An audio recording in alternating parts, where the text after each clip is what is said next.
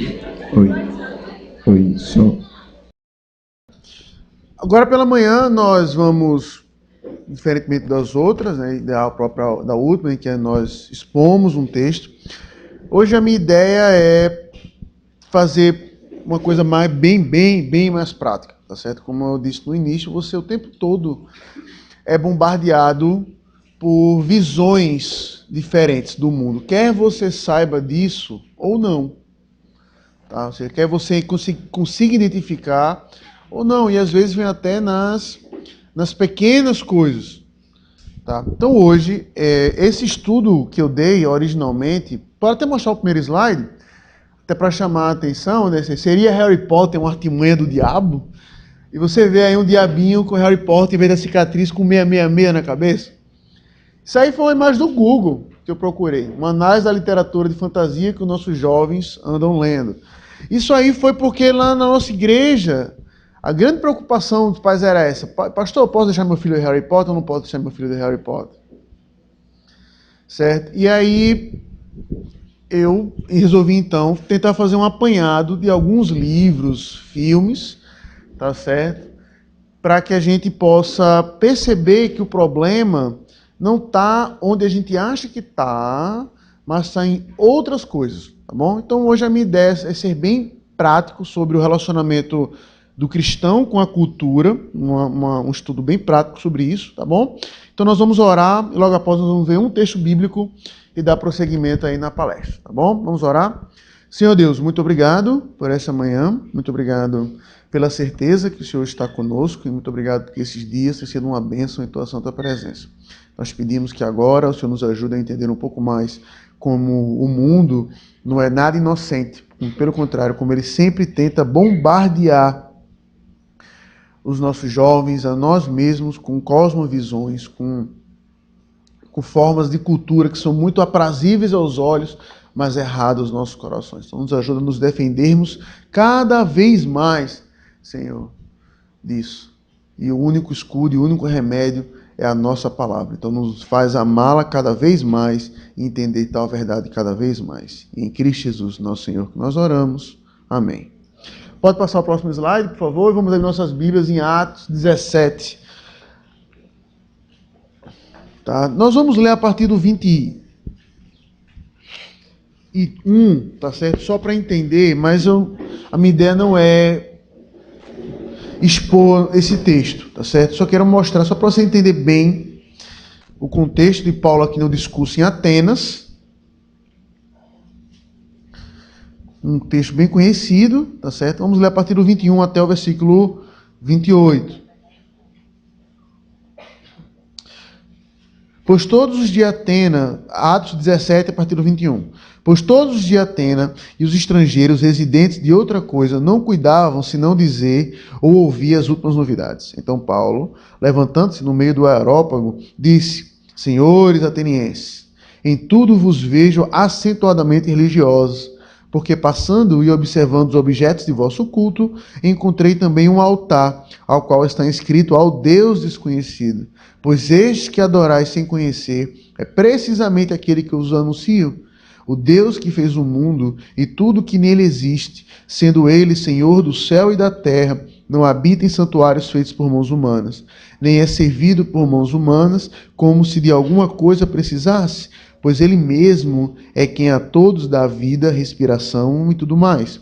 De um só fez toda a raça humana para habitar sobre toda a face da terra, havendo fixado os tempos previamente estabelecidos e os limites da sua habitação, para buscarem a Deus, se porventura, tateando-o, possam achar, bem que não está longe de cada um de nós, pois nele vivemos, nos movemos e existimos, como alguns dos vossos poetas têm dito, porque dele também somos geração.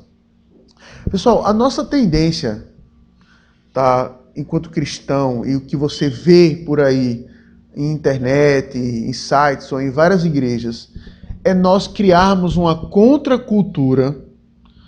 Mas de que sentido? Que nós precisamos ser uma contracultura, eu concordo, em um nível, como a gente vai ver já já. Mas o fato é que nós crentes temos feito, via geral, olhando para a cultura, é crente? Não presta. Certo? O que você vai encontrar popularmente por aí é isso. É crente? Não. Não presta. Então não presta. Se não é de crente, não presta. E aí, bota no saco tudo que a cultura tem a oferecer. Absolutamente tudo. Nessa visão, não se salva nada. E aí, às vezes, você vê até tentativas ridículas. Como essa semana eu estava vendo um site e aí estava mostrando o título da matéria, me chamou a atenção. Aí vejam heróis inusitados que existem no mundo. E aí eu cliquei para ver. E entre um desses heróis estava lá, o Homem-Bíblia.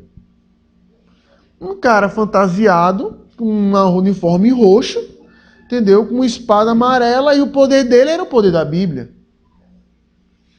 Aí eu digo, oxe, qual o sentido disso? Só que para a cabeça de alguns cristãos, não, aqui, ó, é de crente.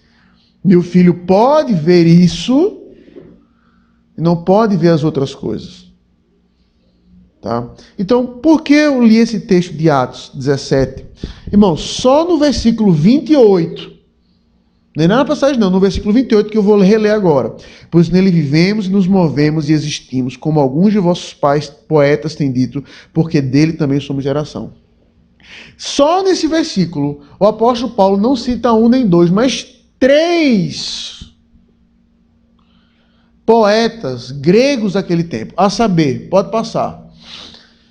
Epimênides, tá certo? Na sua obra Crética de 600 anos antes de Cristo. Tá? Pode passar. Ele cita Cleanto na sua obra Hino a Zeus, de 331 a 233 a.C., e o próximo ele cita Arato na sua obra Fenômeno, né? Fenômeno, 315 a 240 a.C. Em um versículo, o apóstolo Paulo cita 3 autores ímpios, sendo de um deles uma obra... Pode voltar um, por favor? O nome da obra, se não ficou claro, é Hino a Zeus, ou seja, a maior divindade do Coliseu, não do Coliseu, desculpa, tá certo? A visão grega do Olimpo, obrigado, me fugiu o nome. Então, você percebe, tá, que o apóstolo Paulo, ele olha para a cultura e conhece muito bem. Ele não pegou o livro para escrever aquilo. Ele já era conhecedor disso. O apóstolo Paulo, sendo um mestre das letras, por assim dizer, ele conhecia aquilo. E aí, quando ele fala aos atenienses, ele usa aquilo que os atenienses provavelmente conheciam também, só que ele usa esses 3 autores, tá certo? Para mostrar que essas verdades, a qual eles aplicavam a divindades distintas, poderia ser entendida de uma forma correta. Se colocado a cosmovisão certa, aquela frase lá, dita a Zeus, poderia ser entendida de forma correta. Então veja que o apóstolo Paulo ele não tenta ignorar a cultura. Veja que ele não tenta também redimir a cultura pela cultura apenas, dizendo assim, ó, vocês estão certos e não sabem. Tá certo? Ou seja, é como se fosse...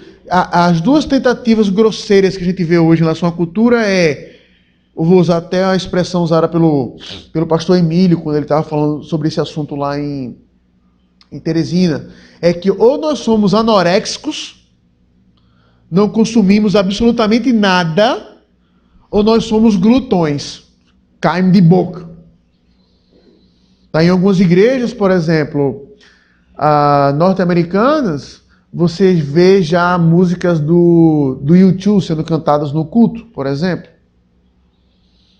Que a ideia não, que a letra é boa, a letra é certa.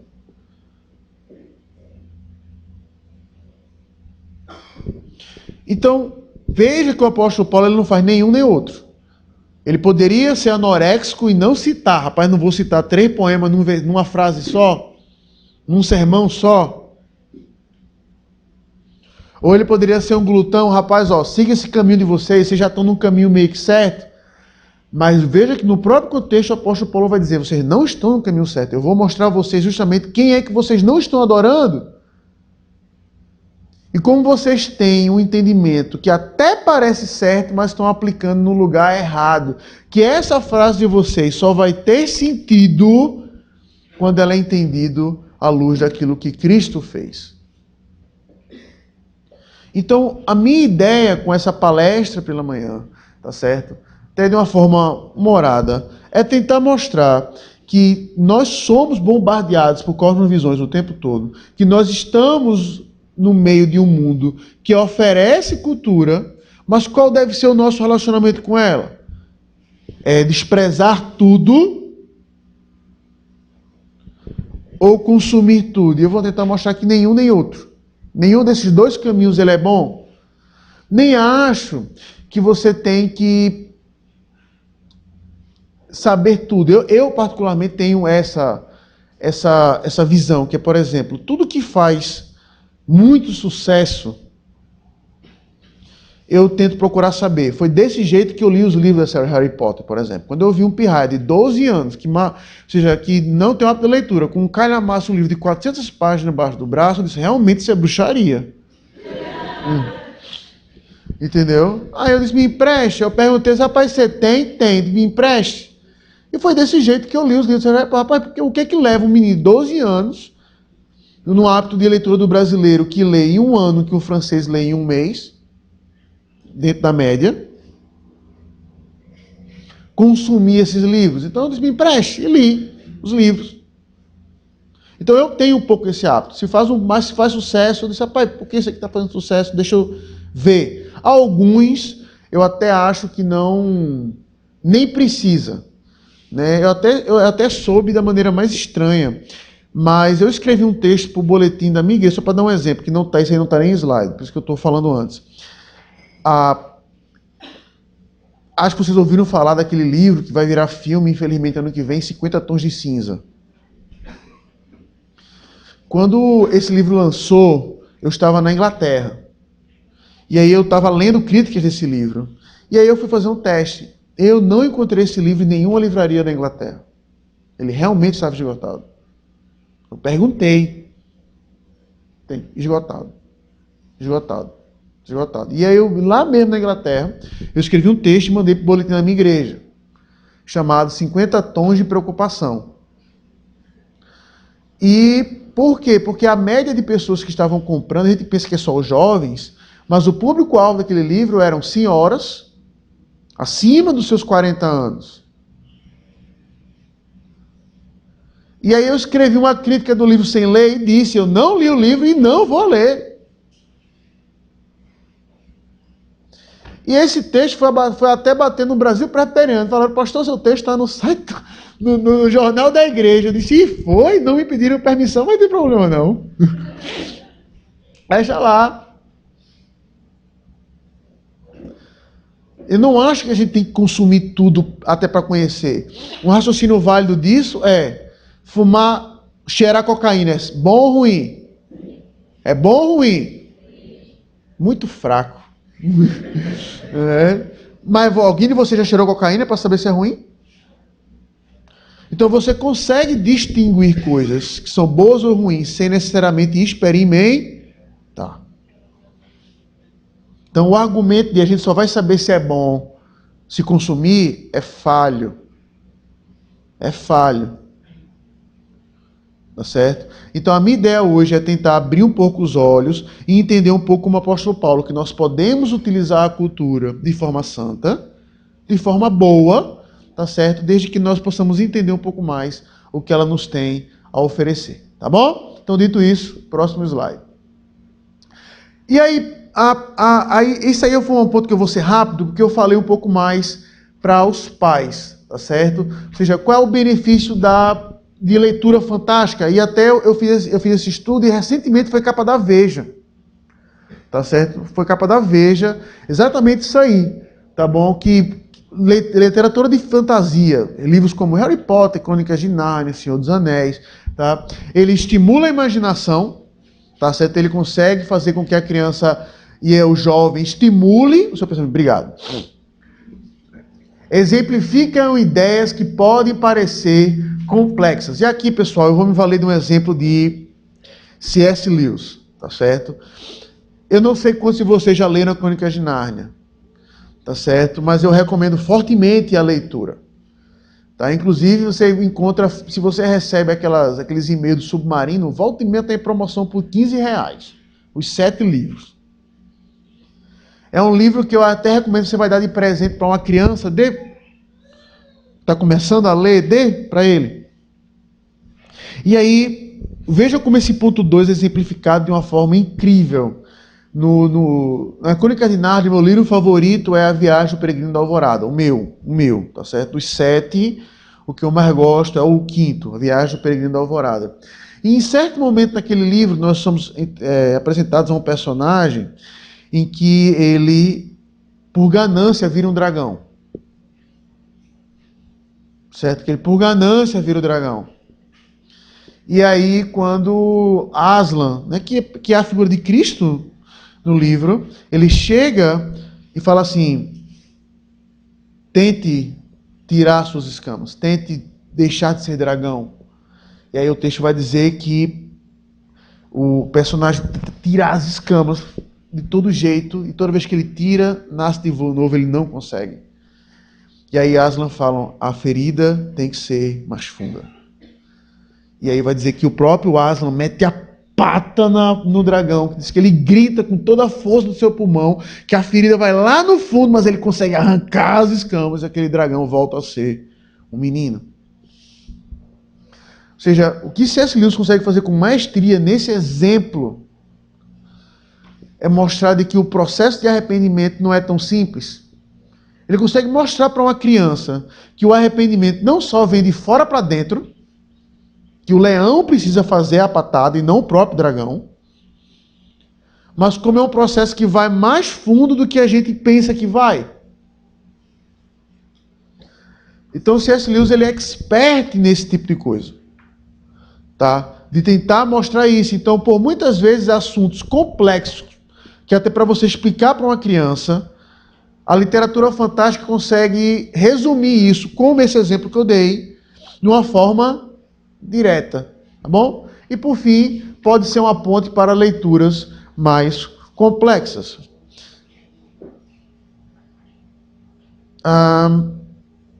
Deixa eu dar um exemplo, tá certo? Um exemplo meu como pai e pai de menino, que eu até brinco, né? Que o meu orgulho nerd bateu no teto. Foi o meu ápice de criação de pai. Foi eu sentado um dia e cheguei meu filho: pai, como é que o Capuz Vermelho se tornou o Coringa? Rapaz, eu quase chorei.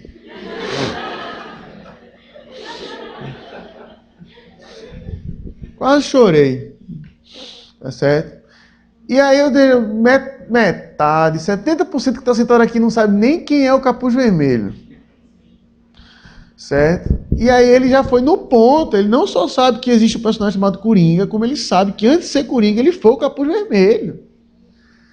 E eu tenho a revista Piada Mortal lá em casa, eu vou lhe mostrar, meu filho. Venha, momento pai e filho, sente aqui no meu colo.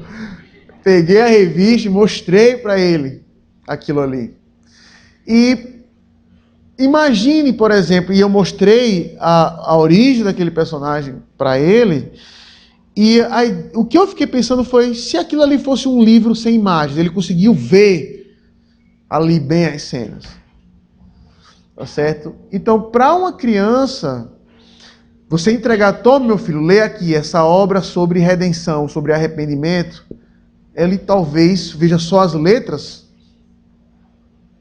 mas a partir do momento que ele cresce com aquilo, com esses conceitos, ele vai querer, naturalmente, querer ler e conhecer um pouco mais sobre aquilo. Então a literatura fantástica, tá certo? Ele tem esses benefícios, tá bom? Isso aí eu fiz pensando mais no pai de vocês do que em vocês, tá bom? Mas vamos lá, próximo slide.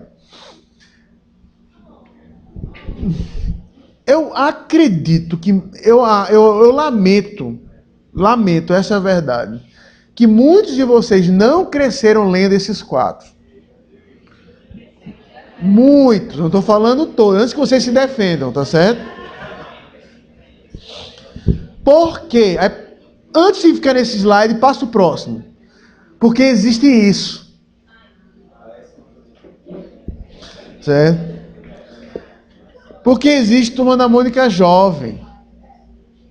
E que, assim, para mim é triste. Pronto. Lembra que eu falei, quando eu acabei de falar, que o meu auge de criação foi quando meu filho fez essa pergunta. E qual é o fundo do poço? Minha esposa lê esse negócio.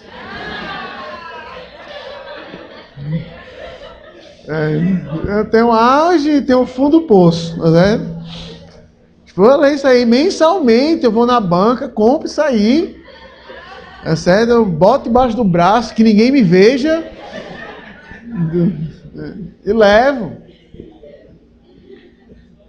Mas eu quero chegar, pessoal. Você vê histórias como, por exemplo, da Turma da Mônica, mesmo criança. Tá certo?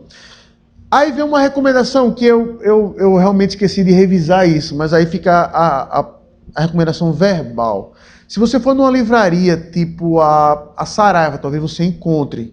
Tá certo? Saiu recentemente um projeto chamado Graphics MSP, que é a releitura de alguns artistas dos personagens da Turma da Mônica. Saíram 4 até agora. Tá certo? Do Astronauta, da Turma da Mônica, do Piteco e do Chico Bento. Tá? Aí eu tenho as 4, tá certo? E se eu pudesse recomendar uma, pegue o da Turma da Mônica. Se chama Laços, é o nome da história. Tá certo? Para quem cresceu como eu, lendo Turma da Mônica, chega nos seus 30 anos, você lê uma história como aquela, Laços, para mim foi realmente emocionante. Eu tava com lágrimas no final da história. Tá certo? Digo isso sem vergonha nenhuma. A história dos 4, de como a ideia ali é mostrar de como a amizade deles é formada através do sumiço do cachorro, do Cebolinha, do Floquinho. Tá certo? É incrível mesmo. Eu recomendo, se você tanto que eu dei de presente para as crianças da minha igreja. Toma, meu filé. Toma, meu filé. Oi. Tá vendo aí, pastor Alan? Tô apontando para tu, viu, Alan? Faço a mesma coisa, tô dizendo. O fato é que as histórias da Turma da Mônica, aí é o que eu quero mostrar. Eles têm, se a gente pensa que não, mas eles têm uma cosmovisão de mundo. Eles têm. Tá? E aí, tanto quando você vê o Turma da Mônica jovem, ele tenta justamente colocar a cosmovisão que você acha que você tem que ter, que ficar, não tem problema.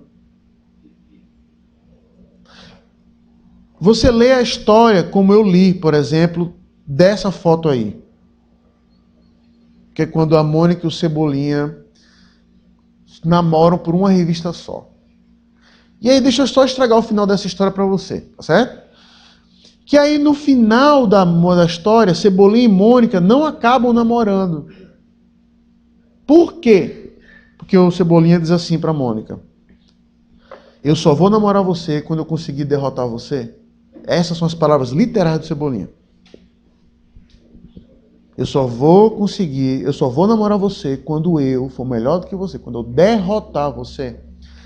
Dito isso, qual é o conceito que esse jovem, que esse autor tenta passar de namoro já para você hoje?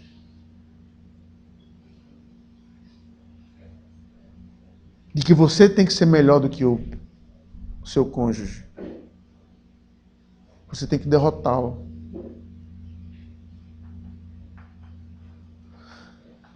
Na própria Turma da Mônica criança, tem muitas coisas ali que você vê lições de compartilhar, de perder e tudo e tal. Mas ele vai pegando quem cresceu e vai atingindo pessoas que agora são da idade de vocês. Que tem dúvida do que fazer na faculdade e tudo, mas você começa a ver conceitos que são equivocados e visão de mundo que você acaba consumindo sem saber. E aí se você pensa, mas pastor, o senhor está viajando, não existe tanta filosofia assim no quadrinho? Passa o próximo, por favor. Para mim, os melhores quadrinhos já feitos são dessa turma aí. Tá certo? Que eu acredito que esse sim, tá certo? Eu acho que vocês não cresceram vendo. Tá certo? Pastor Alan aí, que já está batendo nos 40, já exagerando, né? Está batendo nos 40, já viu. Mas, pessoal, a turma do Peanuts, tá certo? Que aqui no Brasil ficou conhecido como Snoopy.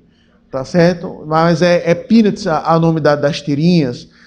Ele demonstra a visão do seu criador, Charles Schulz, de uma maneira incrível. Se você lê, ou se você até mesmo viu os desenhos do Peanuts, você percebe duas coisas. O que as crianças veem do adulto?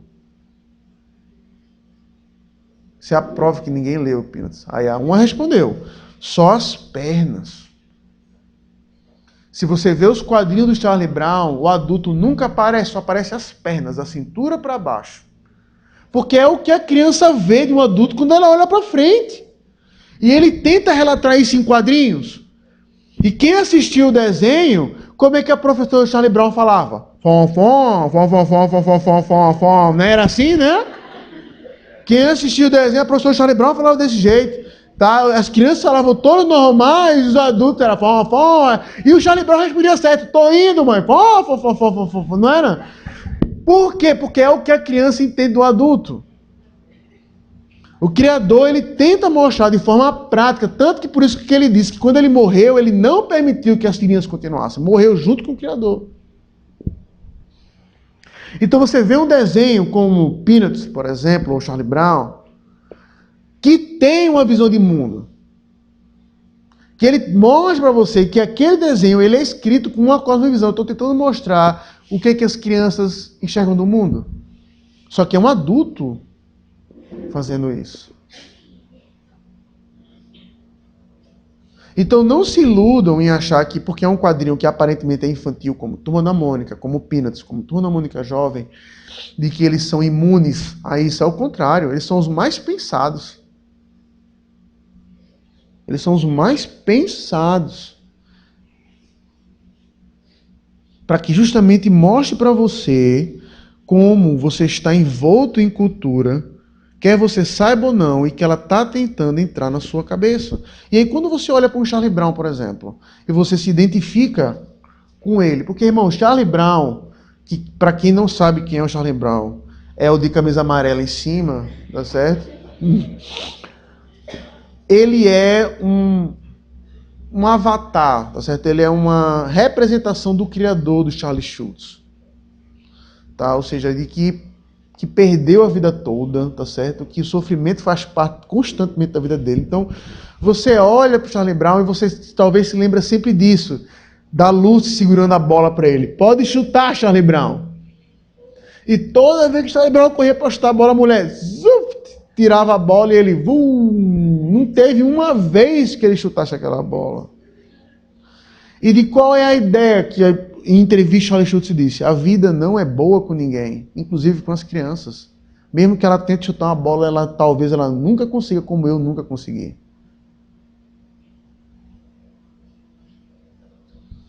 Então, quadrinhos são imersos em cosmovisão, que você precisa saber identificar para consumir de maneira certa. Porque senão você pode pensar como Charlie Brown, poxa, eu sou um derrotado mesmo. Eu sou um derrotado mesmo. Talvez a vida se resuma a isso mesmo. Eu tentar chutar uma bola o tempo todo e nunca conseguir. E a vida não se resume a isso. Tá? Próximo slide, por favor. Aí, pessoal, aí é onde é um choque de cosmovisão muito clara. Superman, tá certo? Eu me vali de duas imagens, tá certo? À minha direita aqui, né, tá certo? Você vai ver a capa de uma revista chamada Grandes Astros Super-Homem, tá certo? Em português ficou com esse nome, em inglês é All Star Superman. Uma história escrita por um roteirista chamado Grant Morrison e desenhada por um cara chamado Frank Kittley. Tá? Na minha singela opinião de leitor de quadrinhos, desde os meus 10 anos de idade, é a melhor história do Super-Homem já feita.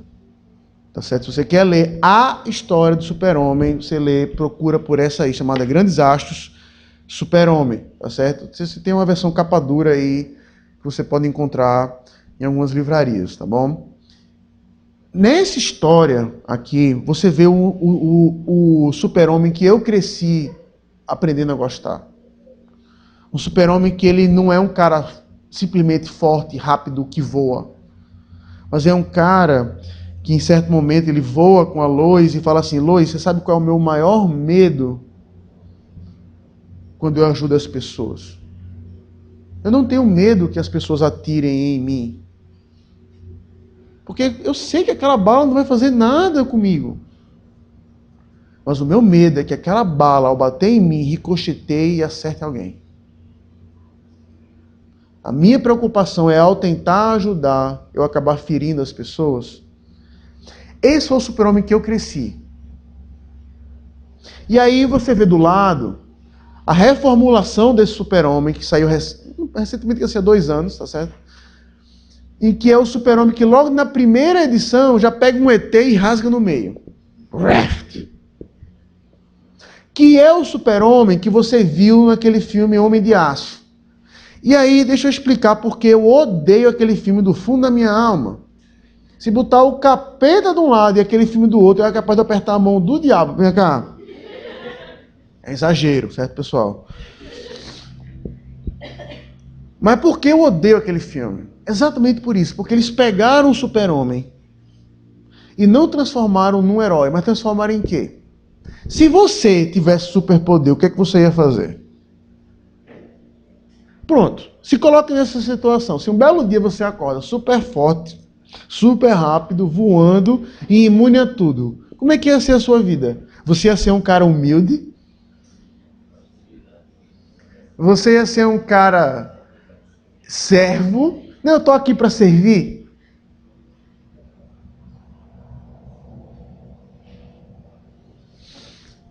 Hoje, o nosso próprio conceito de herói e o moderno Superman transmite isso, é de que se você tem superpoder, meu filho, você vai ser o cara mais moral do pedaço, e não um escoteirão, como o Super-Homem era conhecido. Você vai ser um cara que vai demonstrar, foi como um amigo meu tentou defender. Em certo momento, no filme do Homem de Aço, o Super-Homem briga com o Zod, que destrói Metrópolis. Então, ou seja, tentando derrotar o inimigo, ele matou mais gente. Na minha leitura do filme.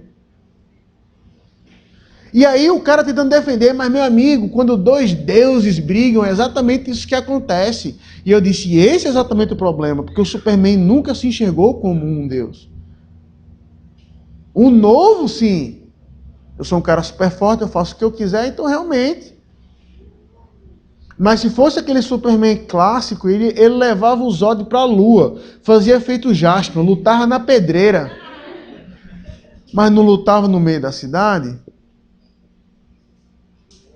Então, os tempos mudam e a gente vê isso até na evolução ou devolução dos quadrinhos. Que a cosmovisão muda. Que se você ler, provavelmente hoje, se você já leu esse super-homem aqui da esquerda, que é o novo super-homem, se você voltar e ler o da antiga, vai dizer, isso aqui é chato. Ele não briga com ninguém. Ele perde, ele se sacrifica. A chance que ele tem de cair na lapada com o outro, ele resolve falando. Isso é chato. Enquanto, na verdade, aquele super-homem que eu cresci, ele demonstrava valores de uma época, e esse demonstra valores dessa época. Esse super-homem da esquerda, ele talvez seja mais parecido com você, que quer resolver as coisas na marra, vamos ver quem tem um braço mais forte. Enquanto da direita, não. E eu até termino essa parte citando o que, na minha opinião, é o grande momento em que reflete essa diferença de visão. É quando, nesse gibi também, aparece um inimigo, né, que pega a Lois pelo pescoço e tá para quebrar o pescoço dela. E ele fala, eu solto ela se você me responder uma pergunta. Que é um clássico dilema chinês, que nem teoria não tem resposta. O que um objeto que não consegue se parar, o que acontece quando ele encontra um objeto que não pode remover? Um objeto que não é possível parar encontra um objeto que não pode se mexer. O que que acontece? O super-homem da esquerda ia responder, ou um quebra o outro, ou vai dizer, não, o mais forte ia quebrar o que se mexe por causa da lei da inércia. Mas a resposta do Superman clássico é, os dois se rendem. Os dois se rendem.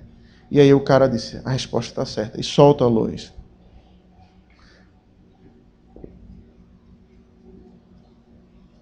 Cosmovisão de mundo, de poder, de força, É isso que o mundo tenta passar hoje para você. E você acaba consumindo e crescendo com esses exemplos. As nossas crianças também. Próximo slide. Aí vamos agora no Harry Potter, tá certo? Qual é o problema de Harry Potter, se tem problema? Tá? O seu pai ou sua mãe não deixou você assistir Harry Potter por causa do próximo slide. Pode passar o slide e depois volto para esse. Certo? O seu pai, ele olhou para você e disse: você não pode assistir Harry Potter porque aquilo ali é bruxaria. Eu vou deixar meu filho assistir um mágico que vai para a escola de bruxo. Aí eu sempre costumo dizer isso. Se o problema é mágica, todas as princesas da Disney se quebram no meio. Todas elas. Pode escolher aí qualquer uma delas, tá certo? Em todas elas você vai ver problema com magia. Você vai ver magia ali no meio. Não tem uma que não tenha. Nem a princesa Leia, que eu fiz questão de botar aí no meio, tá certo? Você vê a força, que a Disney comprou, né? Então ela virou uma princesa da Disney agora. Não tem. Ou seja, esse argumento, tá certo, de que o problema de Harry Potter é magia, se o pai for coerente, ele não deve deixar o filho nem a filha assistir nenhum filme da Disney. O problema é magia? É esse o problema? Então, meu amigo, procure o Homem-Bíblia, aquele herói, para passar para o seu filho.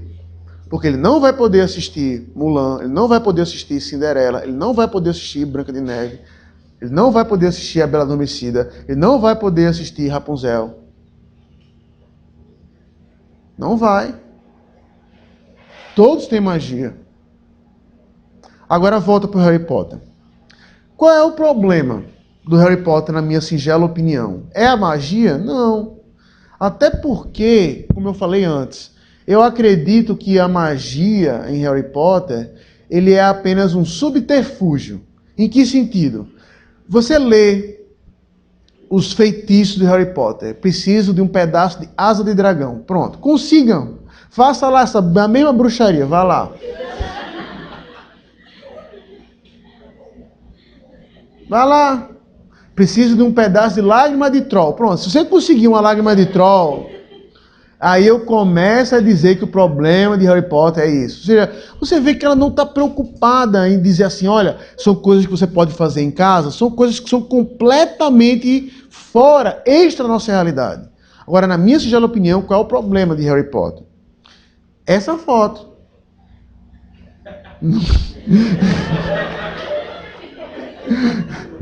Certo? Deixa eu explicar, tá certo?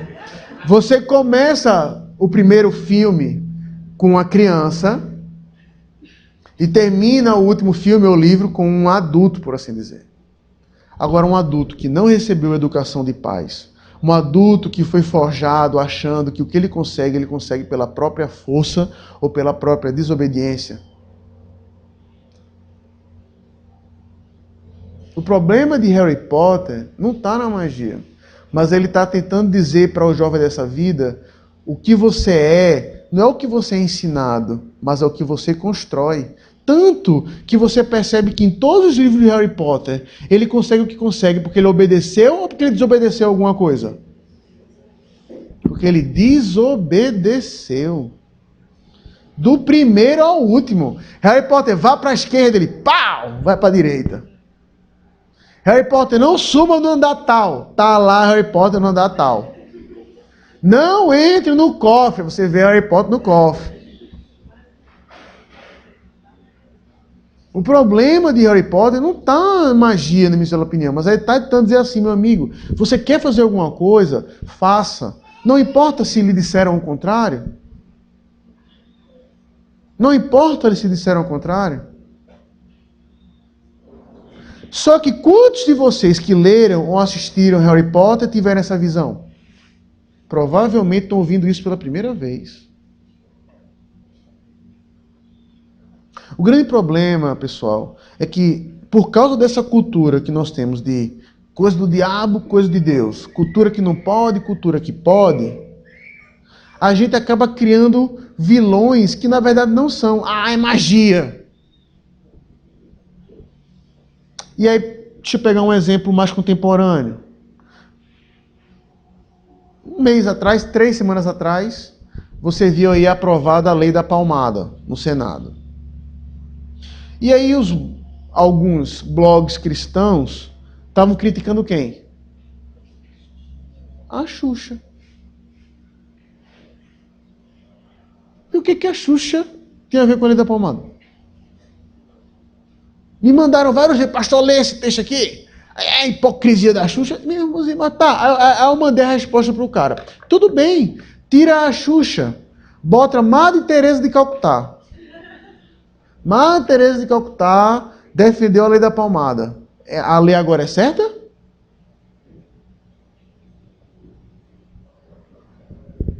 Nós somos experts, o povo crente é expert em encontrar vilões onde eles não estão. É incrível isso. Incrível isso. E aí o grande problema permanece, só que a gente não pode ler Harry Potter porque é bruxo. O problema não está nisso, o problema está nisso aqui. Se uma criança ler Harry Potter e entender sua cosmovisão, é uma criança que ela pode olhar para o pai e falar assim, rapaz, eu sei que se obedecer ao meu pai, assim como o Harry, eu posso ser alguém na vida. Contra valores que vão de encontro às Escrituras.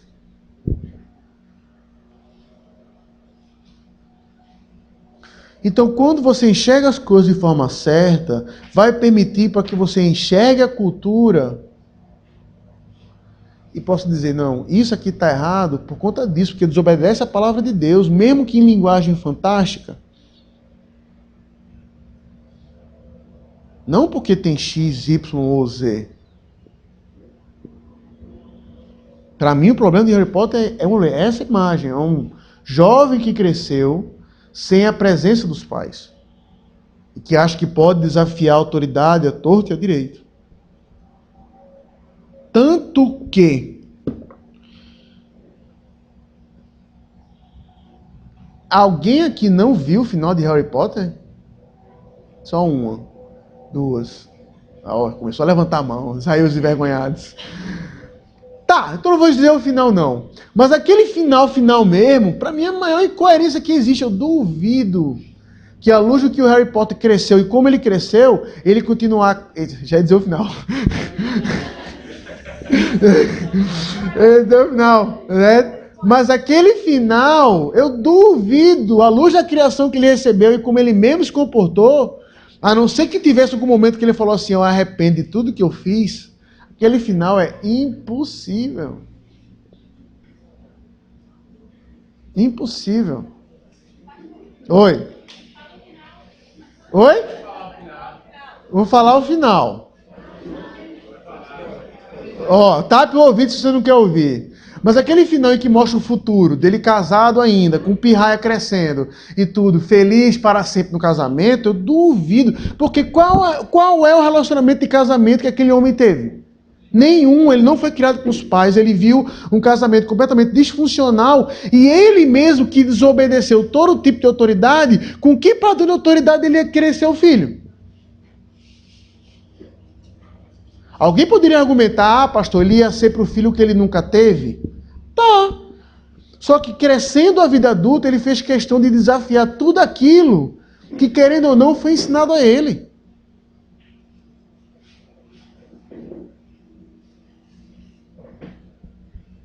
Então, esse para mim, não é que eu acho que Harry Potter seja uma arma do diabo ou não uma arma do diabo. O problema está aí. Nessa cosmovisão. Entre tantas outras que eu poderia mostrar aqui em Harry Potter, mas por questão de tempo, passa, por favor. Tá atrás de mim, né, Léo?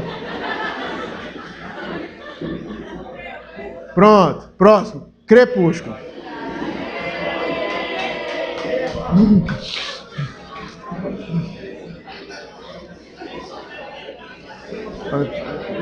Depois que se acalmar, eu falo. Irmãos, eu cresci, tá certo, com os heróis clássicos, assim. Eu cresci com um vampiro que não andava de dia, tá certo? Não, calma. Eu cresci com esses monstros todos, tá certo? Se você gosta de filmes antigos, procure pelos filmes da Universal. Os antigão, preto e branco, tá certo? É true, é preto e branco. Tá? Frankenstein, lobisomem, vampiro. Eu cresci com esse negócio aí. Não, eu assistia porque eu gostava de ver coisa antiga, então, para mim, a visão é isso. Aí chega esse negócio. Eu li o primeiro livro. Antes que alguém diga que eu critiquei sem saber, o primeiro livro eu li. Minha esposa leu os 4. Eu li o primeiro. O fundo do poço. Eu li o primeiro livro. E aí, eu cheguei à conclusão que ele não é um vampiro, ele é uma fada. Certo? Ele é uma fada. Mas, tá certo? Deixando isso de lado, de novo, qual o problema de Crepúsculo? Você vê um monte de gente falando, porque tem vampiro, porque tem lobisomem, isso é demônio. Pode até ser. Mas qual é o problema de Crepúsculo? Não é esse. O problema de Crepúsculo é aquela cidadã lá atrás. Certo? Por que aquela cidadã? Mulheres, vocês que são o público-alvo desta série, certo? Vocês leram a história da Bella e em algum momento vocês se identificaram com ela. Dividida entre dois amores.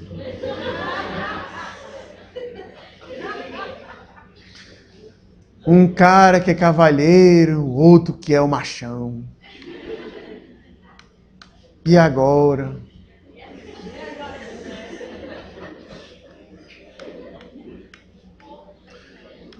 E esse é o problema. A autora é mórmon, para quem não sabe. Tanto que aí, veja a ironia.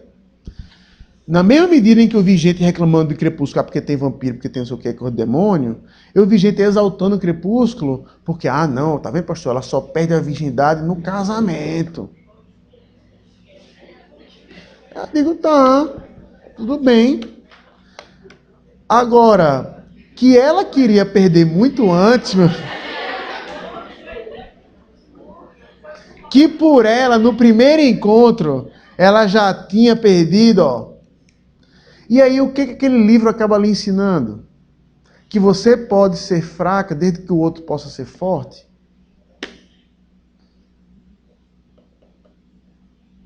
Você pode, meu filho, ter um desejozinho de fraqueza, mas se o outro for forte, aguenta, sustenta o relacionamento.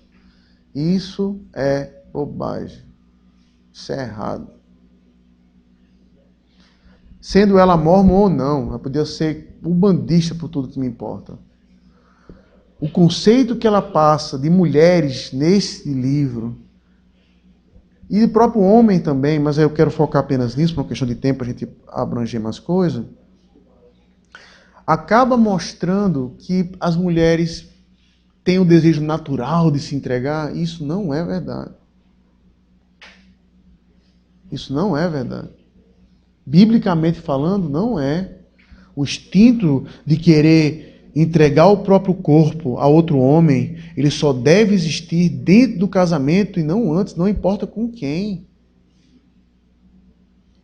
E aí você acaba lendo esse livro, e aí você acaba, torcendo por ela nesse sentido, com que ela vai ficar, porque eu quero que ela fique com o Jacob, eu quero que ela fique com o Edward. E me importa, meu filho, o problema está nela, ela podia ficar com quem ela quisesse. Ela estava entendendo que a redenção dela estava no homem. E é por isso que quantas de vocês, mulheres aqui presentes, colocam um aspecto até mesmo messiânico no namorado? Meu namorado é minha vida. Eu recentemente tive esse desprazer na minha igreja. Há um ano atrás, nós disciplinamos uma mulher Porque ela casou com um descrente. Agora, como ela casou? Ela começou a namorar, a gente disse, é errado. Ela noivou, disse, minha filha, saia disso. No dia do casamento dela, eu liguei para ela. No dia do casamento dela, eu peguei o telefone e disse, dá tempo, não case. O marido dela chegou a me ameaçar bater com o porrete. Disse, pode bater. Eu não vou mudar o que eu acho. Não case. Ela casou, foi disciplinada. Recentemente, outras 2 mulheres chegaram, casando com descrentes, só que elas não são membros da igreja. E diante dela foi colocada a situação, olha, se você casar, você não se torna membro da igreja. E o que é que elas escolheram? Casar. As 2. Essas mulheres que eu acabei de citar são iguaizinhas a Bela? Que a esperança está no meu marido que eu amo? Então você começa a entender como esse tipo de cosmovisão está bem camufladinha e nós é que tentamos encontrar outras coisas, mas está lá. Você cresceu lendo esses livros, se você foi influenciada por eles, pelo amor de Deus, abandone isso, que é a palavra que Cristo transforma o seu coração. Mas são cosmovisão de mundo que estão lá presentes. Não se iludam, tá? Próximo. Crônicas de Nárnia foi o que eu falei antes, tá certo? Aí tá aí um exemplo positivo, tá certo? De literatura fantástica, que tem bruxaria, tem bruxa, tá certo? Tem anão, tem doente, tem troll, tem dragão, tá certo? Tem rato que fala, tem... Tá certo? Escolha, tá certo? Crônicas de Nárnia tem. Só que você vê nas obras de C.S. Lewis, tá? Uma cosmovisão e uma perspectiva correta de várias coisas. Tanto que... Tá, esse eu não vou dizer nenhum final, porque eu quero que você leia, não quero desestimular você em nada. Mas O Cavalo e o Seu Menino foi o livro que eu menos gostei até chegar ao final. Até chegar ao final. Ou seja, enquanto eu li o livro, meu irmão, isso aqui tá chato, isso aqui tá bronca. Aí quando chegou o final, eu digo, pô, que massa. Porque é exatamente mais ou menos como a gente pensa. Tá certo? Então, leia livros como esse, por exemplo. Procure saber um pouco da história do autor, ou até mesmo você vê coisas mais meio do caminho, como o próximo slide. Se eu não estou lá, pronto. Senhor dos Anéis. Minha camisa. Né? Você olha para o Senhor dos Anéis, por exemplo. O autor, né, J.R.R. Tolkien, ele era católico, ele não era crente. Não se iluda. Não deixa alguém... ele era um crente convertido. Não, ele era católico, morreu católico. Tá certo? Colega de turma e de professor... Não digo como é que eu disse, de professorado em Oxford, junto com o C.S. Lewis. Os dois eram amigos. Na mesma faculdade, em Oxford, na Inglaterra. Tá? Ambos escrevem pensando numa Europa medieval. Tá certo? C.S. Lewis, ele é um pouco mais contemporâneo quando ele coloca os personagens no contexto em que ele viveu, que é o contexto de Londres sendo bombardeada, C.S. Lewis, enquanto Tolkien, já mais apaixonado por mitologia antiga, coloca esses personagens numa suposta Europa medieval, que é a Terra-média. Tanto que se você pegar o mapa da Terra-média, que é o mundo em que se passa o Senhor dos Anéis, você vai ver que ele tem semelhanças geográficas com a Europa. Tá? Você olha para o Senhor dos Anéis lá, aí você vai encontrar valores, por exemplo, que hoje você talvez não visse num filme. Se você olha, por exemplo, para o Aragorn, que é, na minha opinião, o personagem principal. Na minha opinião. No filme não fica tão claro, mas se você vê os livros, você vê que ele tem uma função muito maior do que aparece no filme. Tá certo? E aí você vê que a ideia dele é de que era um rei. moribundo que não aceitou a coroa até o momento em que ele foi mais preciso e disse, pois eu vou conduzir eles agora na batalha. Tolkien não tirou isso de nenhum outro lugar que não tenha sido de Bíblia. Eu não quero dizer que em nenhum momento que o Senhor dos Anéis vale por uma devocional, tá certo? Mas eu quero só mostrar de que é possível você fazer cultura, e boa cultura, com pressupostos que são diretos da palavra. Ontem eu estava lendo um livro sobre o reino de Cristo, de Martin Bucer, um cara que é antes de Calvino, que influenciou João Calvino. Tá? E aí ele tem uma visão do Estado que é incrível, e não quero entrar nesse mérito, mas tem um capítulo em que ele tenta dar uma de Platão. Eu não sei quantos já leram aqui a República de Platão, tá certo? Mas tem uma classe de pessoas que não é permitido na República, quem sabe?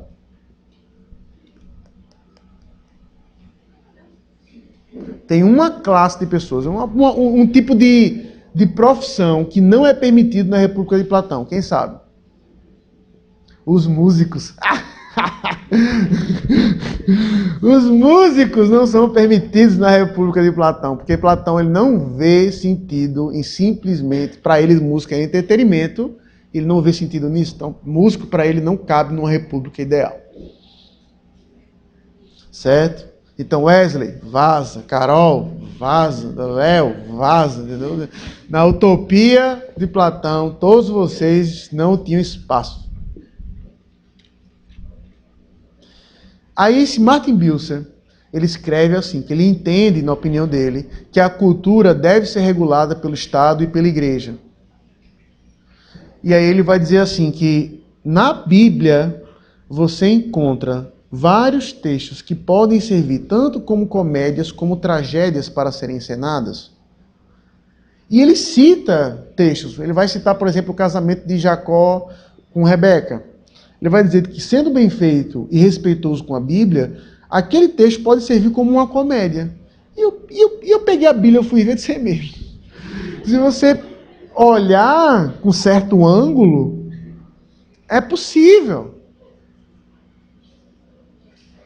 Então, ou seja, o que esse autor defende, é que eu quero só apenas pegar o pano de fundo, é de que é possível nós termos bom entretenimento, boa literatura, com pressupostos que são certos. O ponto é, você consegue identificá-los? Porque para tal, você só consegue se você tiver uma mente que já enxerga as coisas com os olhos certos. Se você tem aquela mente do apóstolo Paulo, que sabe que está numa guerra, que entende que a Bíblia que é capaz de olhar para toda essa cortina de fumaça e ir no âmago da questão. Então, deixa eu já pular um pouco, que é o que eu vou concluir, mas já quero falar aqui agora. Para você consumir bem a cultura, antes de consumir a cultura, você tem que consumir muito mais o quê? A Bíblia, a palavra de Deus. Para que você saiba que você não vai ser conduzido nem pela esquerda, nem pela direita, com moda de absolutamente nada. E quando você vai assistir um filme, quando você vai ler um livro, por mais bonito que você possa vir a ser, você possa chegar e dizer assim, isso aqui está errado. Como um amor para recordar, que eu falei no primeiro dia. Por mais bonita que seja aquela história de amor, você vai ter a frieza, entre aspas, de olhar e dizer, está errado.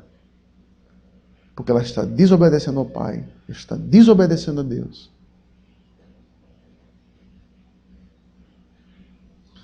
Para você consumir bem a cultura, para você não ser nem um extremo, nem anoréxico, nem glutão, o importante é você ser um glutão, aí sim, da Bíblia. Consumir sem moderação nenhuma. Conhecer bem as Escrituras. Conhecer bem a visão de mundo que a Bíblia nos coloca. Que não são essas que os filmes, que os livros, que os quadrinhos, que desde cedo com as nossas crianças elas tentam colocar. Próximo slide, por favor. Que acho que já estou... Aí, deixa as Crônicas de Gelo e Fogo, tá certo? Guerra dos Tronos, tá? Aí você vai chegar para mim e vai dizer assim, pastor, antes que o senhor diga, todo mundo aqui tem 18 anos, já pode ler ou assistir Guerra dos Tronos. Tá bom. Homens, permita-me dirigir a vocês agora, tá certo? Tem dia que você... Ou seja, solteiros homens, levante a mão aqui. Mesmo que você tenha namorada, levante sua mão. Só os casados, óbvios, os mais velhos, levantaram, não levantaram. Você, homem, sabe muito bem o que eu vou dizer agora. E mulheres, se vocês não sabem disso, saibam agora. E aí eu vou ser até um pouco mais direto do que o pastor Alan falou sobre a respeito da roupa das mulheres. Tem dia que homem acorda que ele não pode ver perna de mesa. Quanto mais a sua.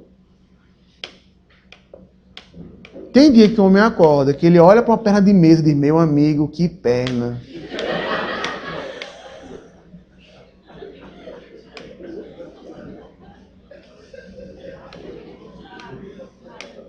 Quanto mais a sua. Quando o pastor Alan, ele fala aqui a respeito da roupa das mulheres, ele está pensando nas mulheres, como ele mesmo disse, para preservar o próprio corpo que pertence a Deus, mas também pensando nos homens, para que vocês, mulheres, não defraudem os homens.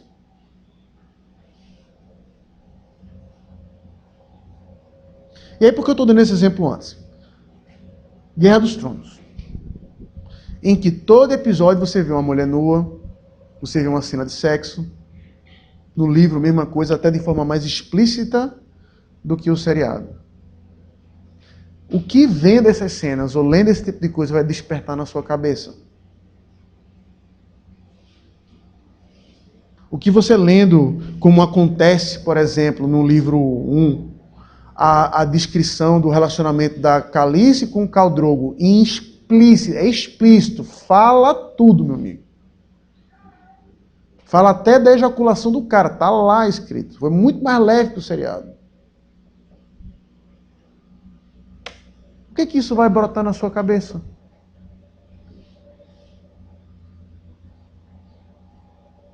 Será que você vai conseguir manter sua mente pura diante disso?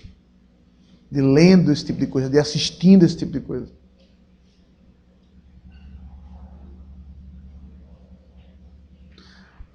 Mesmo que você tenha capacidade de identificar, aí vem aquele ponto que eu falei no início, de identificar coisas erradas, não quer dizer que você tem que consumir tudo.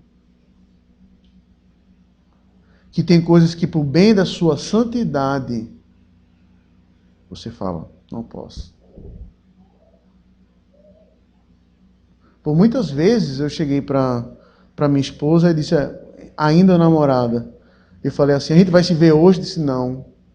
Por quê? Porque é problema se nos vermos. Foi esse dia que eu olhei para a perna da mesa e comecei a achar atraente. Se eu visse o dedo da minha namorada, ia ser um problema. Disse, não, fique aí, que eu fico cá e a gente se mantém crente. Não posso confiar em mim mesmo. Aí foi aquilo que eu falei ontem. Se você se confia em si mesmo, você é derrotado já numa batalha antes de começar. Então, de novo, o fato de você aprender boa cultura, de conhecer os pressupostos, de conhecer bem a Bíblia, não quer dizer que você deva consumir material como esse, por exemplo. O que é que ele vai fazer bem para a sua imaginação? Nada. O que é que ele vai fazer bem para a sua santidade, que é o mais importante? O oposto, não é nem que é nada, é o contrário, vai diminuir, porque você vai ficar com sua mente ainda mais tentada, você vai ficar pensando naquilo. E por aí vai. Tá? Próximo slide, por favor, acho que já estou perto do fim. Pronto, esse é o último. Veja, pessoal, eu fiz, na minha igreja, tá certo? Eu fiz um estudo paralelo só sobre jogos. E aí não ia dar tempo aqui, talvez eu possa, numa outra oportunidade, quem sabe, mas eu fiz um paralelo, mais para os pais, tá certo? Por quê? Porque os pais aqui presentes podem ainda achar que videogame é coisa de criança, tá certo? E aí, GTA V, Grand Theft Auto V, esse jogo que está aqui, a capa dele aí atrás, ele em um dia, em 24 horas, de 8 da manhã às 8 do outro dia, ele vendeu $1 bilhão. Nunca um filme uma música, um livro vendeu tanto. Foi o maior sucesso da história do entretenimento. Do entretenimento. Em 24 horas, a Rockstar, que é a desenvolvedora desse jogo, anunciou que eles venderam $1 bilhão.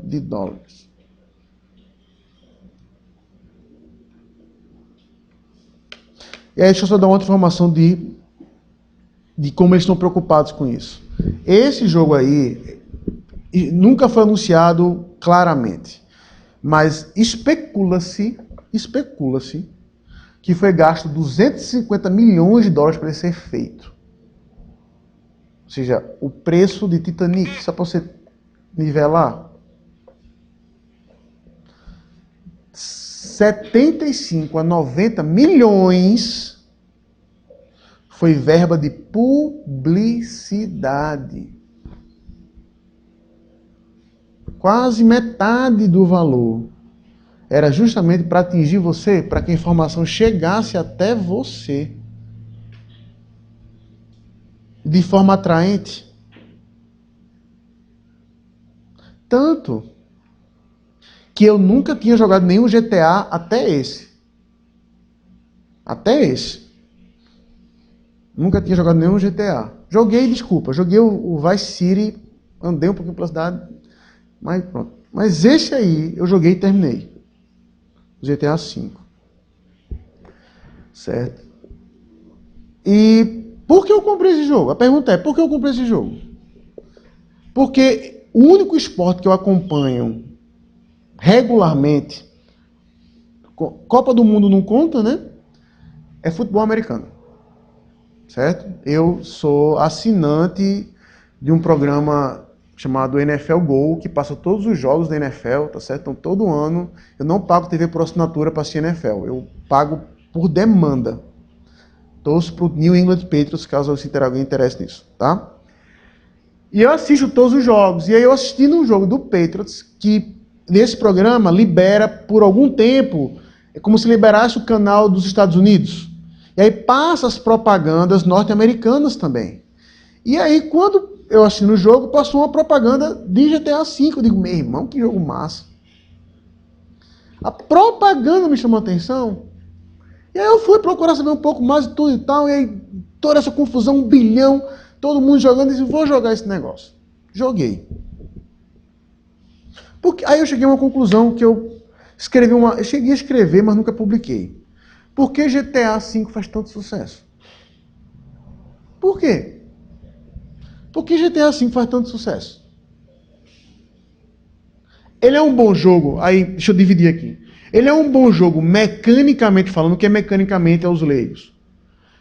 Controlar ele é legal, dirigir é legal, atirar funciona, tá certo? Ele tem um mundo gigante para você explorar, você virtualmente pode fazer o que você quiser. Mas tá, um monte de jogo faz isso. Por que GTA é o que vende? Tem muito jogo que faz isso e faz melhor que GTA. Mas por que GTA é o que vende?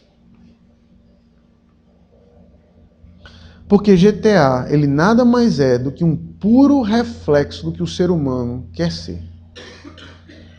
Nada mais, nada menos do que isso. De que você é um cara, meu filho, que está andando na rua, que para você roubar um carro, não precisa de nada, basta apertar um botão, triângulo. Você aperta o triângulo e abre a porta do carro, bora, sai e entra. Só precisa disso para você roubar um carro.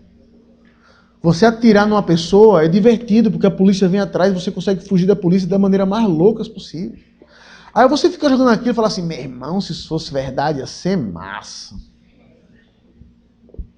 Só que aí veja o problema. Tem jogos que eu deixo meu filho assistir, tem jogos que eu não deixo meu filho assistir, eu jogando. E aí um belo momento eu estava jogando GTA, e como estava numa parte que não tinha absolutamente nada, eu estava só dirigindo o carro, eu deixei ele vendo. E aí eu sem querer, e pior que foi sem querer mesmo, eu atropelei uma pessoa. Foi de propósito não, foi sem querer mesmo, né? Eu até dirigi direitinho, aí eu atropelei uma pessoa, perto da polícia, a polícia correndo atrás de mim. Aí Leozinho não teve dúvida. Papai, o senhor é bandido?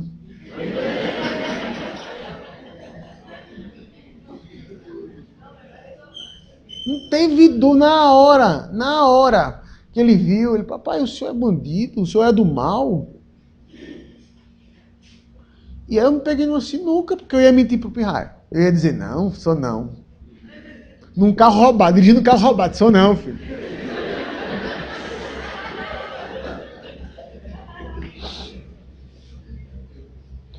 Eu disse, filho, nesse jogo realmente papai é. Eu tive que dizer. Mas papai tá errado, né, filho? Então vamos deixar a polícia me pegar. Eu deixei a polícia me pegar. Agora ele, pega, a polícia me pegou. GTA, ele é um reflexo do que hoje o ser humano quer ser. O que está na minha mão eu faço, o que está no meu alcance eu faço.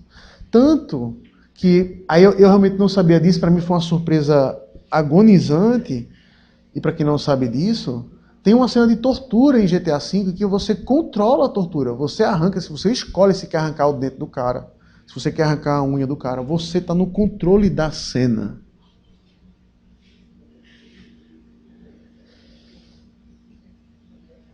E eu vendo aquilo ali, eu disse, meu irmão,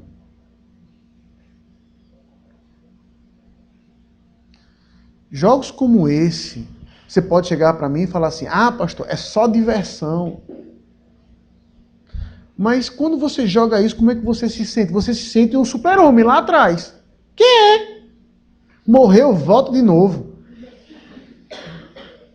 Bota o cheat code aí, pega um tanque, quero ver se a polícia me prende agora.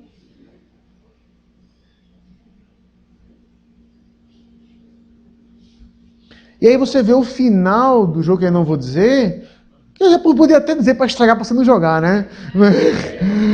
Mas você vê o final do jogo, você fica assim, realmente, não tem esperança para essa humanidade mesmo, não. É exatamente isso aí, pelo menos o que eu gosto de GTA é que ele é honesto com uma coisa. Uma coisa eu tenho que dizer, GTA é honesto. Ele mostra que todo mundo é corrupto até o final. E que se depender só de você, meu filho, é aquilo ali o final do jogo. É desgraça. Então veja que um produto de entretenimento em massa tem cosmovisão que tenta colocar para você.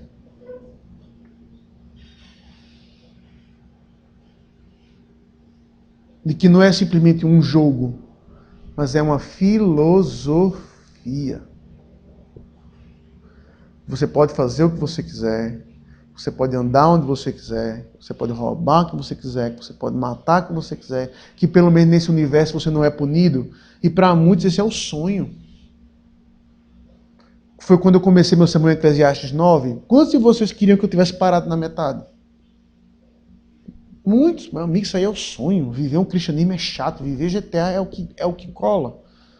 Então GTA, mais do que alimentar uma realidade, ela alimenta um sonho. Ele alimenta um sonho.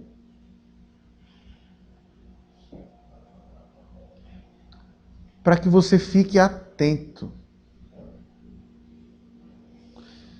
E pessoal, e aí deixa eu só... Eu não botei outro slide, mas só para você ver como isso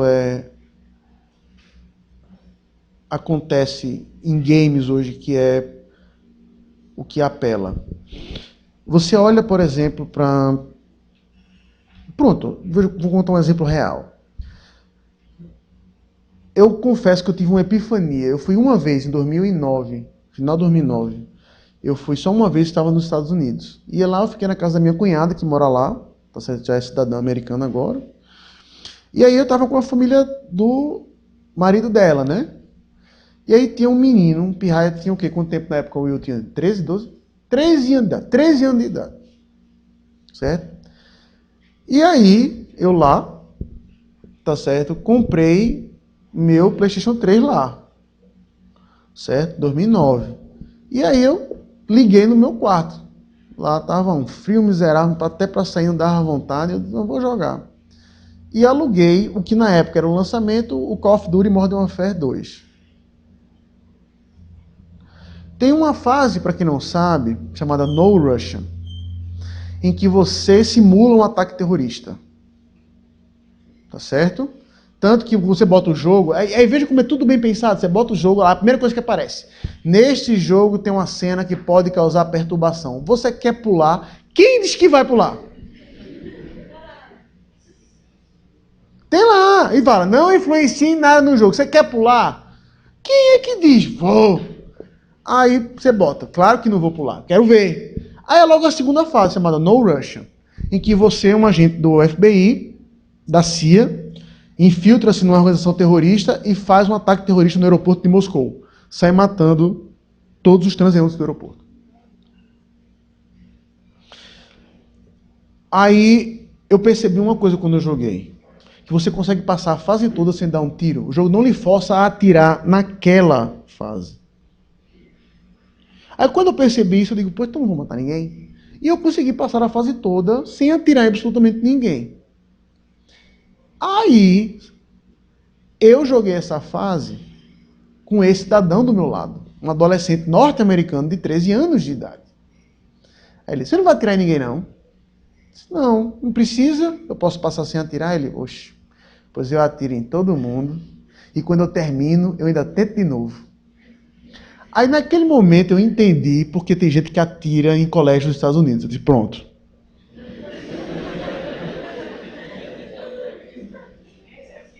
Anne, eu não disse, Anne. Quando aconteceu a cena, eu disse, Anne, fala que é bronco sair. O piada diz que dá hit try, tenta de novo, chega no final, vão matar mais gente. Vai superar.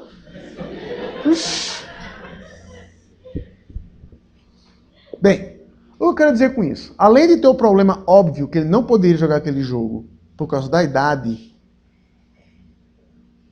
você percebe que ele consegue separar vida real de jogo, enquanto não deveria ser assim. Isso eu quero, apenas eu quero chegar. GTA faz isso muito bem. Mas até jogos que apelam mais para a realidade, como Modern Warfare 2, por exemplo. Aquele pirraia, ele consegue entender que não, mas isso aqui é só um jogo, isso aqui não existe. Que é o que ele vai dizer. Não tem problema eu matar aqui. Mas a partir do momento em que a nossa cosmovisão deve ser única, e essa é a beleza, meus irmãos, aqui eu quero concluir, do cristianismo. A beleza do cristianismo é de que nós podemos e devemos ter uma cosmovisão para todas as coisas. Nós devemos olhar com a lente de Cristo tudo. Jogo, filme, livro, amizades, namoro, relacionamento, roupas. Nenhuma outra religião oferece isso. Elas conseguem dividir, mas o cristianismo não. Olhe para as coisas como elas realmente são. Por isso, o último slide, fiquem atentos a tudo e, acima de tudo, leia muito mais a Bíblia do que qualquer outra coisa. Aprenda a olhar com os olhos de Cristo, para que quando você veja a realidade ao redor, você possa dizer, isso é certo, isso é errado, isso aqui eu não devo consumir, isso aqui eu posso consumir. E sem identificar o erro disso. Que Deus nos abençoe. Pastor Orlando, por favor.